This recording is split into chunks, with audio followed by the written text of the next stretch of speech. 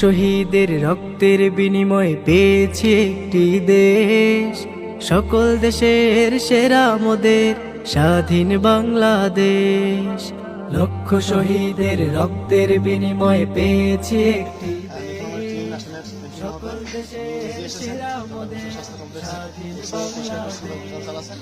সেই সাথে আমরা এখানে সুযোগ করে নিয়েছি যাতে করে চন্দ্রকার মানুষ আমরা একটা পরিচ্ছন্ন চন্দ্রকার শুরু করতে চাচ্ছি। আমার প্রিয় বাংলাদেশ, ও আমার প্রিয় বাংলাদেশ, লাল সবুজের সুতোয় গাথা। আসসালামু আলাইকুম।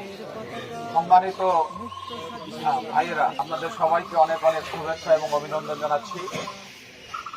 বাংলাদেশ জামায়াত ইসলামী ঘোষিত পরিচ্ছন্নতা অভিযান মাহে রমজানের পবিত্রতা সর্বক্ষেত্রে, শুধু পোশাক পরিচ্ছদের পবিত্রতা নয়, শরীরের পবিত্রতা নয়, মনের পবিত্রতা, ঘাট, দোকানপাট, হাসপাতাল, সব জায়গাতে যাতে এই পবিত্রতা আমরা কি করতে পারি, রক্ষা করতে পারি, সেজন্যই এই অভিযান আমিরে জামাতের ঘোষণা।